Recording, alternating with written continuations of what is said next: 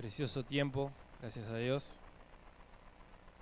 de celebración del nombre que es sobre todo nombre.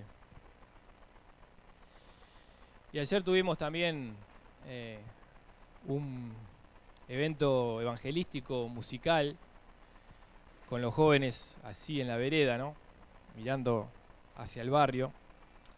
Fue muy motivador para mí, siempre que puedo participar de alguna manera. Es una satisfacción el hecho de poder predicar el Evangelio, porque es lo que debemos hacer, y sin duda que el Señor merece lo mejor, y está bueno ver cómo los músicos pusieron a los pies de Cristo sus talentos para darle gloria a Él.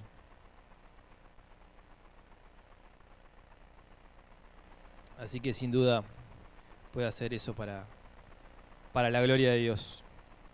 Bueno, continuamos el estudio de la primera carta de los Tesalonicenses. Por lo menos una vez lo quiero decir bien. Tesalonicenses, sin apurarse. Y es la palabra de Dios la que nos da el alimento, ¿verdad?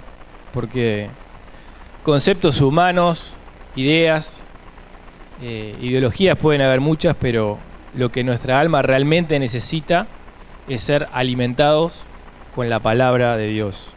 Y ella es la que se encarga. Así que bueno, como decía Anderson más temprano,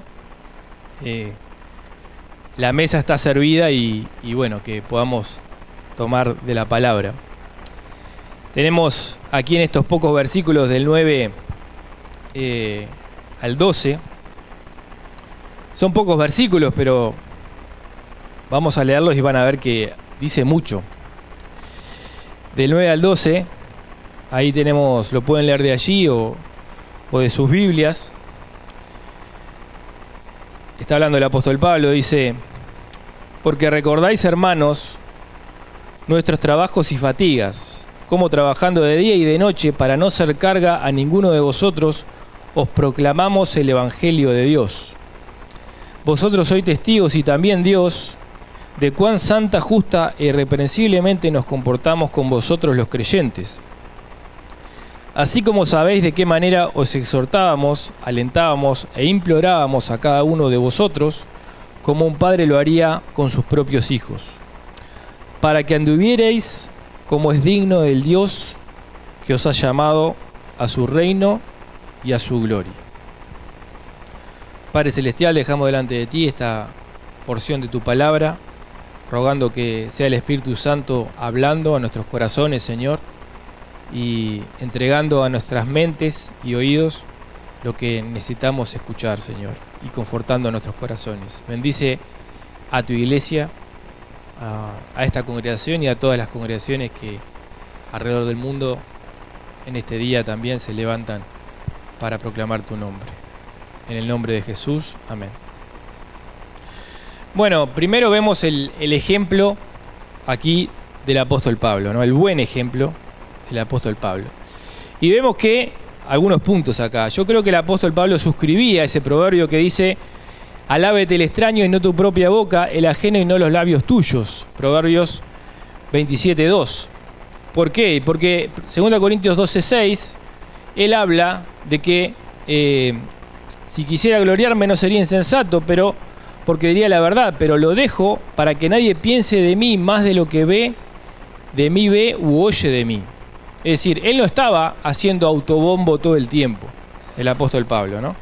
Él se dedicaba a hacer, ¿verdad? Pero también eso, como dice el dicho, lo cortés no quita lo valiente. Porque si tenía que decirle y recordarle las cosas, como está haciendo acá a los tesalonicenses, sí lo hace, ¿no? Sí lo hace. Entonces vemos un ejemplo de humildad en el apóstol Pablo. Porque él podría haber dicho: bueno, yo soy el apóstol y ustedes me tienen que hacer caso a mí, y venir con esas cosas, con esa actitud, ¿verdad? Y él no lo hace, no lo hizo así, sino que al contrario, él incluso trabajó teniendo derecho a no hacerlo, porque también dice que los que predican el Evangelio es justo delante de Dios que vivan del Evangelio, pero él, en este caso, en esta ciudad y en otras, no lo hizo. Así que es un ejemplo también de, primeramente, humildad. Después también esa consecución, ese orden que vemos allí. Primero ser, para después hacer y luego tener autoridad para hablar. Generalmente nosotros hacemos al revés, ¿no? Primero hablamos mucho, después hacemos y tratamos de cambiar para hacer, ¿no? O sea, hacemos al revés. Pero sin embargo el apóstol Pablo no hacía eso, porque él era una cosa completamente diferente. Él era el enemigo público número 1 del Evangelio, así, era el asolador de la iglesia, hasta que el Señor Jesús lo confrontó, le habló, lo transformó completamente y se convirtió, cambió su ser desde el corazón. Ese cambio es desde adentro hacia afuera y ese es el cambio correcto y verdadero que la palabra quiere hacer en cada uno de nosotros, si nosotros le dejamos, si no lo resistimos con orgullo y con pecado y con rebeldía. Pero si permitimos que el Espíritu de Dios obre de nuestro corazón, Él transforma nuestra vida desde adentro hacia afuera. Y una vez que cambió el ser, bueno, ahí sí, toca el hacer. Con un corazón transformado e impactado, allí con gratitud poder servir a Dios. Y luego sí tener la autoridad para hablar, como la tenía el apóstol Pablo. Porque el reino de Dios no consiste en palabras, sino en poder. Es decir, no es solamente hablar y hablar lindo y elocuentemente, sino realmente que la vida respalde lo que se dice. Y el apóstol Pablo sin duda que era un buen ejemplo de esto, ¿no? Y otra cosa que vemos también acá en él es que no tenía esa falsa humildad, ¿no? La que nosotros vemos, por ejemplo, en los jugadores de fútbol, ¿no? Que la figura del partido le llevan el micrófono. No importa, lo personal no importa, lo que importa es el equipo. Y uno ve que no es tan así, ¿no? O sea, si es verdad, decilo, pero si no te hagas el coso. Y a veces, claro, si es verdad, está bien, pero si no te hagas el... Claro, eso es todo por miedo a que no nos digan, como antes se decía, ahora no se dice, pero no seas pillado, ¿eh? ¿Se acuerdan? ¿Quién escuchó la frase alguna vez? Ahí va, más de 30, sí, seguro. No te hagas el pillado. Bueno, no fanfarroníes. Ahí está. Bueno, otra cosa que vemos acá,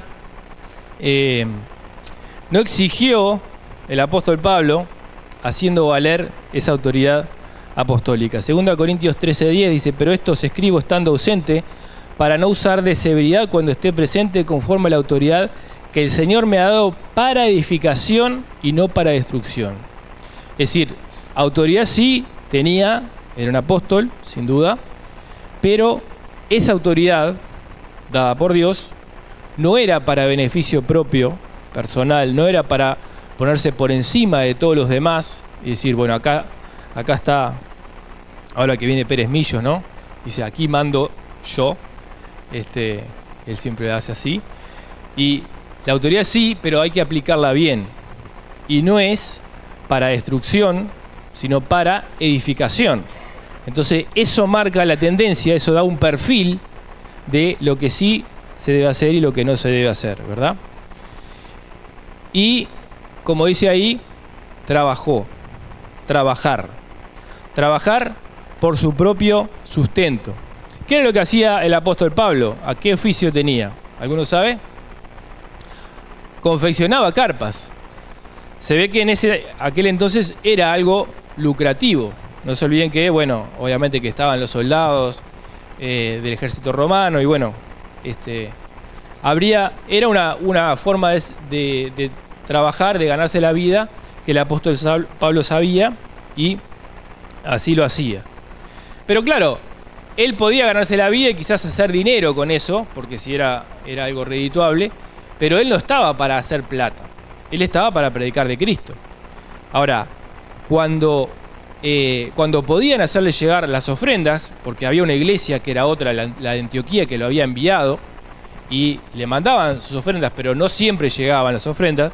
No se olviden que no había Western Union ni nada de eso, o sea que alguien tenía que llevar el dinero hasta ahí y hacer el viaje, y era peligroso, y se hundían los barcos y todo eso, y no llegaban las cosas. Entonces él no decía, bueno, acá yo soy el apóstol y si a mí no me mandan el sustento, yo ya está, me cruzo de brazos, porque él no hacía ni decía nada de eso. Él se remangaba, agarraba la tela y empezaba a coser las carpas, y con eso no solamente se sostenía a sí mismo, sino a los que estaban con él, que eran varios, ¿no? Entonces es un ejemplo también. Ojo que esto no le fue fácil ni barato, porque dice que había fatiga, y cuando hay fatiga significa que llega el punto donde, wow, no das más, ¿no? Y esto me llama la atención también, hermano, porque hermano y hermana, cuando digo hermano lo digo a todos, porque a veces nosotros, o quizás solo a mí me pasa, cuando vemos que hay oposición, que las cosas no salen, como decimos nosotros, no salen como quisiéramos o como esperaríamos, decimos, bueno, entonces acá, no sé, capaz que no es por acá, capaz que no es. Es como que el apóstol Pablo dijera, bueno, acá hay problema, hay oposición, está bien, capaz que no es predicar de Cristo, capaz que es predicar otra cosa, capaz que, no sé, me pongo a hacer otra cosa. No es así, ¿no? El apóstol Pablo tenía un llamado claro, el Señor Jesús se le había aparecido visiblemente más de una vez, es decir, era todo clarísimo lo que él tenía que hacer y que tenía que perseverar en seguirlo haciendo. Pero sin embargo había problemas, había dificultades, había que trabajar hasta fatigarse. Entonces está bueno que eso lo tengamos presente, hermano, que puede ser parte del camino de Dios, como Juan decía, esta es la verdadera gracia de Dios en la cual estáis. Es decir, no pienses que porque hay problemas, porque hay dificultades, porque el imperio romano se opone, porque te mandan una persecución, ya está, esto no es así, hay que buscar otra cosa. No, esta es la gracia de Dios en la cual estás, en la cual estamos. En el mundo tendréis aflicción, pero confiad, yo he vencido al mundo. Otra cosa, él no quería ser carga. Él no quería ser carga para ninguno. Es decir, pensaba en los demás. Pensaba en los hermanos. Porque a veces la iglesia estaba preparada para hacer carga, para poder sostener al misionero, al apóstol. Y a veces no.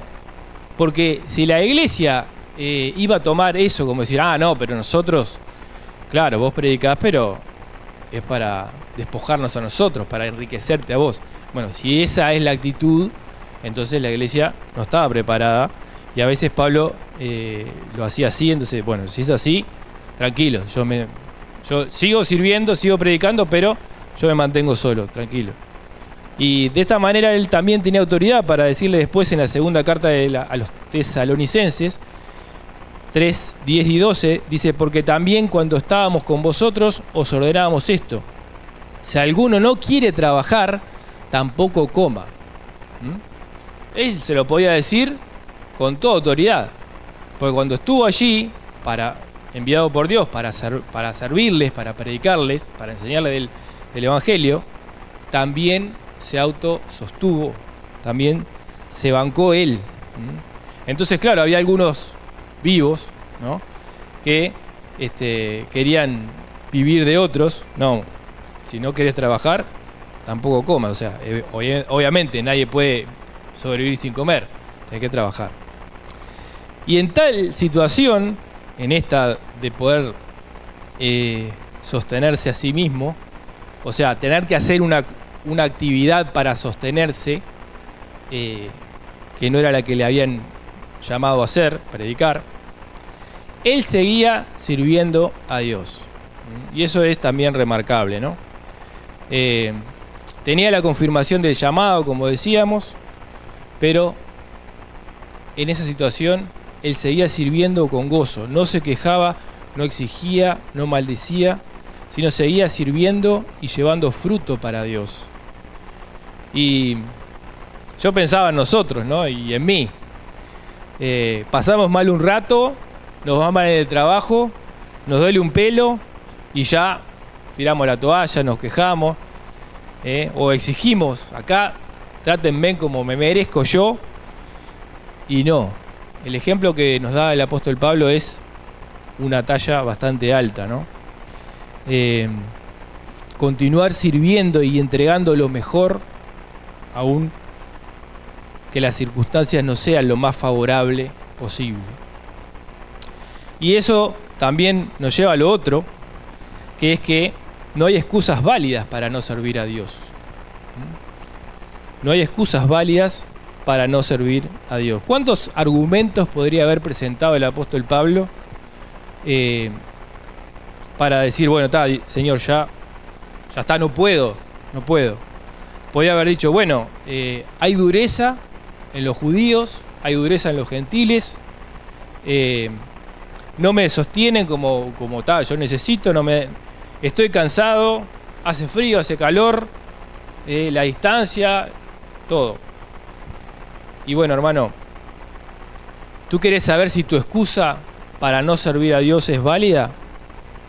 Intentá decírsela a Él, al Señor. Te adelanto que a los que plantearon excusas no les fue muy bien. Por ejemplo, en Lucas 9, 61 dice que uno le dijo, te seguiré, Señor, pero déjame que me despida primero de los que están en mi casa. Y el Señor dijo, ninguno que poniendo su mano en el arado y mira hacia atrás es apto para el reino de Dios. Entonces el Señor nos llama a seguirle sin excusas, porque Él entregó todo, siendo Dios, siendo Rey, siendo rico se hizo pobre para enriquecernos con su pobreza. Y entonces cualquier excusa para no servirle cae a sus pies. Luego vemos también el Evangelio, lo que el apóstol Pablo hacía, ¿no? Que era proclamar el Evangelio de Dios. Y ahí está bueno ver la definición de proclamar que dice acá la Biblia de las Américas. Dice, proclamar es decir algo públicamente. Declarar pública y solemnemente el principio de algo, de una cosa. Por ejemplo, el Parlamento proclama la República. Eso es una proclama. Declarar a alguien pública y solemnemente, sea rey, presidente, campeón, etc., ¿no? Dejar ver claramente algo. Y entonces se proclamaba, ¿no? De una manera pública y de una manera solemne. Público porque Dios quiere que todos los hombres sean salvos, así como ayer hicimos en la calle, que cualquiera vea, pasaban por ahí, por la calle, y bueno, nos veían que estábamos ahí, ¿no? Con la música y con la palabra. Y era público, pero también solemne. ¿Qué significa eso? ¿Por qué es solemne?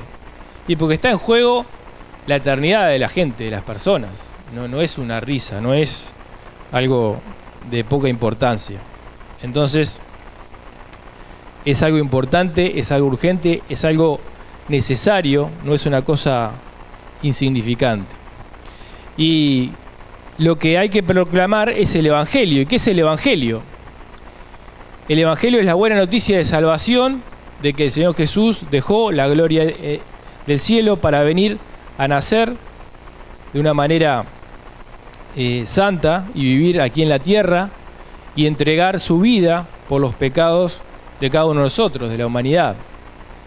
Y hay unos versículos que los sintetizan. Juan 3:16 nos dice que Dios te ama, porque de tal manera amó Dios al mundo que ha dado su Hijo unigénito, para que todo aquel que en él cree no se pierda, sino que tenga vida eterna. Es decir, que Dios te ama, Dios nos ama a cada uno de nosotros, pero hay un problema, que es que Cada uno de nosotros es un pecador.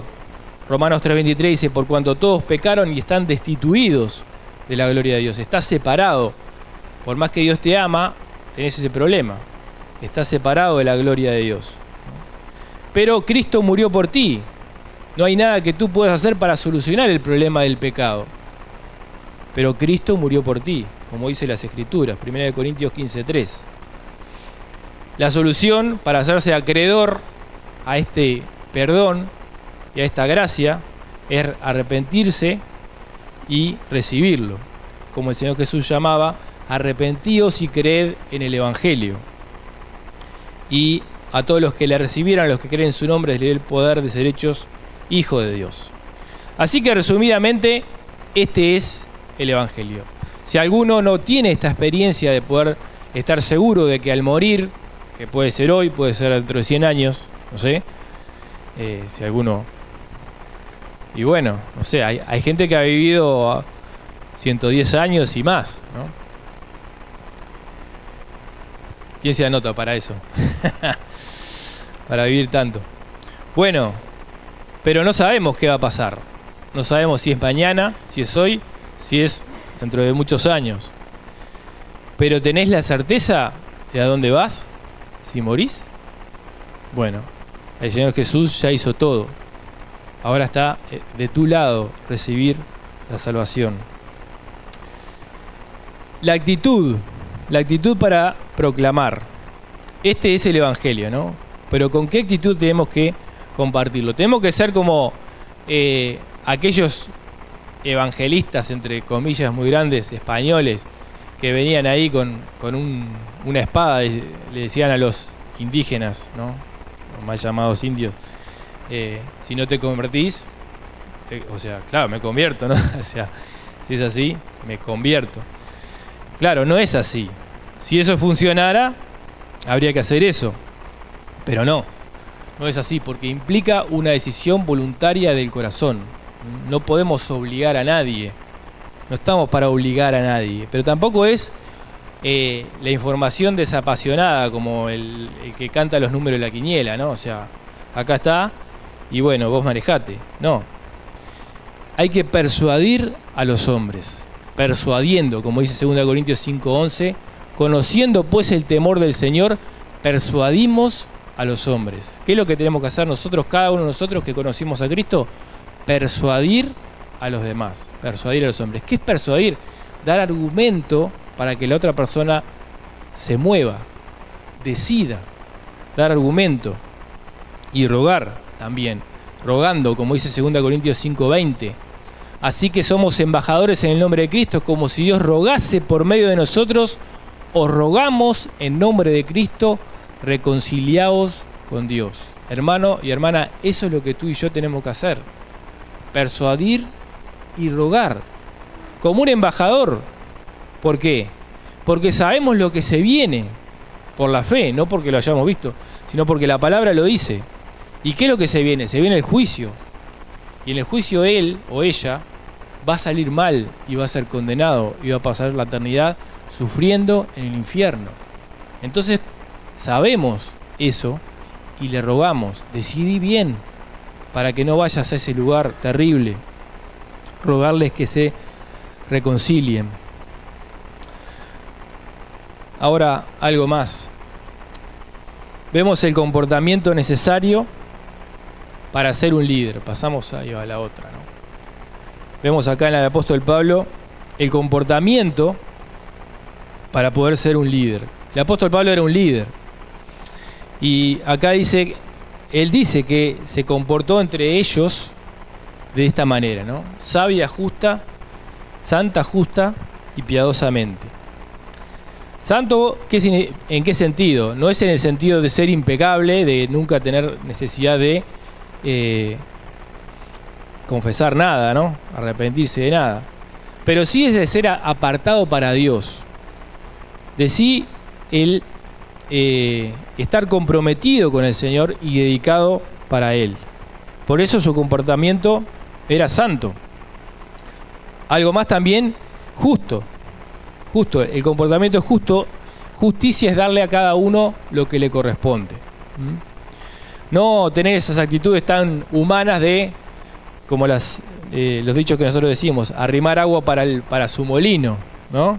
O cuidar la chacrita, esas cosas. Todos saben lo que significa eso, ¿verdad? O sea, y quién no lo ha hecho y quién no lo ha visto. Bueno, el apóstol Pablo era alguien que su comportamiento era justo. Y yo pensaba, ¿no? ¿Cuántas veces nos pasa que si estoy yo involucrado en algo, en una actividad, ministerio, etcétera, etcétera, lo que sea, no sé, predicar, enseñar, una clase de la escuelita, no sé, lo que quieras, ¿no? Barrer, cualquier actividad. Si estoy yo, es lo más importante del mundo, ¿no? Que vean y que todo gira alrededor de eso. Pero si es mi hermano, bueno, ahí ya no es tan importante. No, Señor, no es así. No es así. Dios usa al que quiere, cuando quiere, como quiere. Y la gloria es para Él. Somos nosotros el cuerpo de Cristo. O sea, cada uno es un miembro en particular. Y hay una mano que se puede estar moviendo y la otra puede estar quieta. Y entonces esta mano, no, porque no soy yo el que se mueve, ya está, no me importa. No. Si tú ves que tu hermano está siendo usado y le está dando gloria a Dios, ¿no? Perfecto. Y si me toca estar sentado escuchando, gloria a Dios. Mientras sea para la gloria de Dios, está bien. Entonces, eso es lo justo, ¿no? Que Dios pueda usarnos cuando Él quiera, como Él quiera, donde quiera. Y piadosamente. Comportamiento piadoso implica una sincera devoción de mi parte. Es decir, no es que yo predico y aconsejo algo, pero después no lo vivo, ¿sí? No es que le recomiendo a otro la piedad mientras yo no lo hago. En secreto estoy mimando mi propia carne. No es así. No debe ser así. No hagamos tales cosas, porque ese es el comportamiento de los fariseos, que fueron rezongados por el Señor duramente. Y el gozo del Señor es nuestra fortaleza. No hay nada fuerte en mí, no hay mérito, no hay características personales que me hagan destacable, resaltable. Si vos te sentís así, bueno, perfecto. Viví a Cristo y vas a tener el tesoro más grande que se pueda compartir jamás. Porque si sos alguien demasiado reluciente, demasiado brillante, bueno, ahí, ¿quién está brillando? ¿Está brillando Cristo o está brillando vos? Bueno, que brille Cristo, hermano. Comportamiento piadoso. Algo más. Andar como es digno de Dios. Andar como es digno de Dios. Una frase preciosa. Pablo exhortaba a los tesalonicenses para que andaran como es digno de Dios. Eso muestra la necesidad y responsabilidad de cada uno en andar de esta manera. Y la importancia de exhortar, es decir, exhortar es llamar la atención usando palabras hacia algo, a que los hermanos anden como es digno. Una cosa que podemos ver allí es que andar como es digno es responsabilidad de cada uno de nosotros. De cada uno de nosotros. Es decir, no es excusa o necesariamente tiene que ser así, que mi hermano ande como es digno para que yo ande como es digno. Que el pastor o el líder ande como es digno para que yo ande como es digno. Que, no sé, cualquier cosa, ¿no? Es responsabilidad tuya andar como es digno de Dios. No hay que echarle la culpa al otro o mirar en el otro, porque no miramos al hombre, no vivimos por el hombre, vivimos por el Señor. Y el que me llamó no es el hombre, el que me llamó es el Señor. Entonces, si el que me llamó es el Señor, bueno, y Él me llama a andar como es digno, a vivir como es digno de Él, ya está, hay que mirar al Señor. Después, también colaborar con Dios, entendiendo esto primero. Entiendo esto primero porque hermano, la iglesia es un lugar donde pecadores redimidos están siendo construidos, transformados por Dios todo el tiempo, toda la vida, para llegar a ser como Cristo. Pero es un trabajo de toda la vida. Entonces, no esperes que nadie te defraude, porque esa expectativa no es real, no es realista. No esperes que nadie nunca te ofenda, porque esa expectativa no es realista, hermano. Somos de carne y hueso, y Santiago dice que muchas veces ofendemos. Entonces no tengamos expectativa irreal de que, no, pero fulanito me ofendió, fulanito me miró torcido, me miró con la cara así, ya está todo mal, ¿no? ¿Cuántas veces reaccionamos así, hermano? Y pregunto yo, ¿el llamado para andar como es digno de Dios fue revocado porque alguien te miró torcido? No, para nada. Hermano, andá y reconciliate con el hermano. Hermano, ¿por qué miraste torcido? ¿Me ofendiste? Perdóname. Nos abrazamos y seguimos adelante. Es así, hermano. Hay que hacer eso. Hay que dejar de lado el orgullo, la arrogancia, la soberbia que muchas veces está en nuestro corazón, que nos impide hacer lo que Dios nos pide. Y lo digo en mí, porque lo veo en mi vida en primer lugar. Entonces, nada nos exime de esa responsabilidad personal de andar como es digno de Dios. Entendiendo eso primero, después sí colaborar con Dios para que mi hermano también ande como es digno de Dios. ¿Y en qué formas? Porque nosotros somos colaboradores de Dios. 1 Corintios 3:9 dice, porque nosotros somos colaboradores de Dios y vosotros sois labranza de Dios, edificio de Dios. Cada uno de nosotros tiene la oportunidad tremenda de ser un colaborador de Dios mismo. Un instrumento de Dios, en las manos de Dios, en esto. En ayudar a mi hermano. ¿Y de qué manera? Exhortando, alentando y animando. Exhortar, la definición es incitar a alguien con palabras, especialmente con razones o ruegos para que haga o deje de hacer algo. Incitar al hermano con razones y ruegos para que ande como es digno de Dios. ¿Sí? Otra cosa, alentar. Alentar es dar ánimo o energía moral. Miren qué interesante, ¿no? Por ejemplo, el entrenador que alentaba a los jugadores, por ejemplo, cuando hay una carrera en la calle y la gente a los costados de la calle alienta. Dale, seguí que ya llegás, vamos arriba. Y a eso como que te da una energía especial, eso, ese aliento, ese estímulo, impulso. Hay que proveer a mi hermano de energía moral para que ande como es digno de Dios. Otra cosa, animar, ¿sí? Dar ánimo o valor a alguien, estimular, impulsar. Y fíjense, hacer que algo pase a ser agradable o alegre. Interesante esa acepción de la palabra. Porque cuando no tenemos el ánimo, nos parece todo horrible, ¿no? Todo es triste, desagradable. Bueno, que tú y yo podamos ser para el hermano la bendición de aquel que va y lo anima, aquel que logra con palabras que el hermano pase a sentirse que lo que Dios le manda hacer es agradable y le da alegría. Así como Habacuc, ¿se acuerdan del profeta Habacuc? Él se quejaba de todo, decía, Señor, ¿cómo puede ser que el impío tenía una queja? Era real lo que se veía, ¿no? Él lo veía. El impío campeaba, venían los... Y en primer lo que le dice Dios es, bueno, yo les voy a mandar a los babilonios. A los babilonios. Son peores que nosotros, los babilonios. No puede ser. Y ahí, otra vez, ¿no? La oración de Habacuc. Y después Dios le responde. Y ahí él finalmente dice, aunque la higuera no florezca, ni en las vides haya frutos, aunque falte el producto del olivo, y los labrados no den mantenimiento, y las ovejas sean quitadas de la majada, y no haya vacas en los corrales.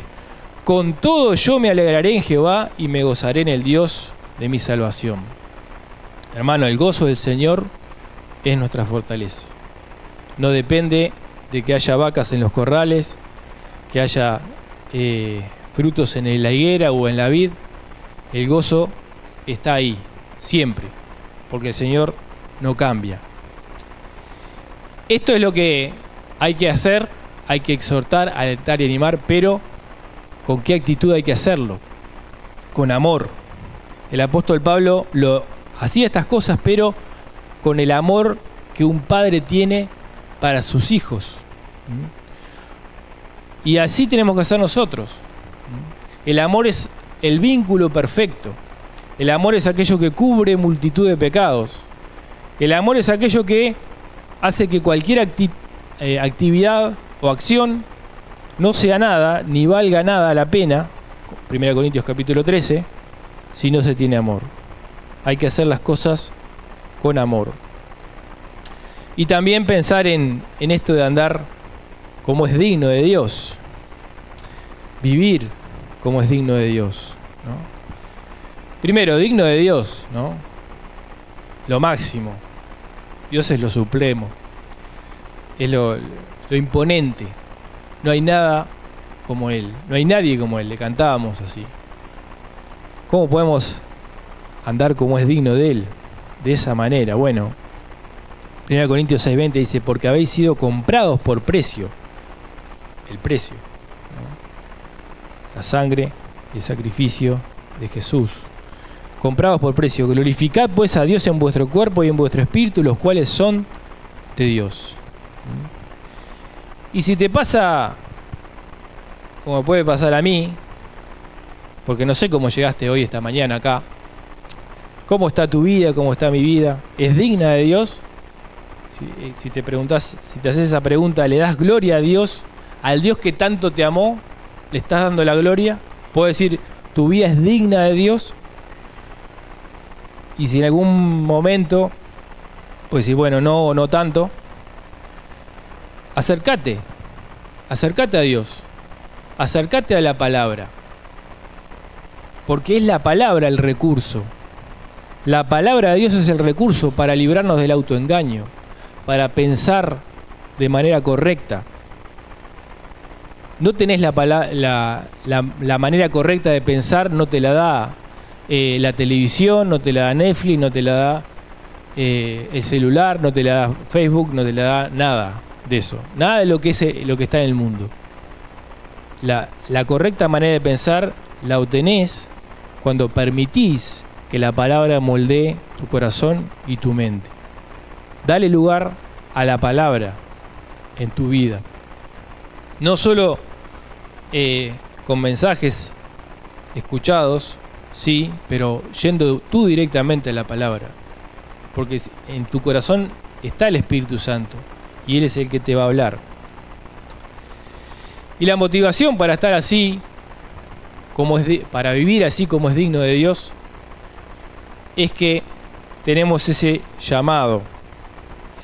Hay un llamado, ¿sí? Es Dios el que nos llama. Había un predicador que decía, ¿no? Apagá el celular a menos que esperes recibir un llamado de alguien más importante que Dios, ¿no? Claro, imposible. El llamado de Dios es lo más importante. ¿Por qué? Porque es el rey del universo. Es Dios. Si te llamara a tu teléfono celular el presidente o un rey o alguien, no te sentirías, wow, me está llamando alguien importante, alguien especial.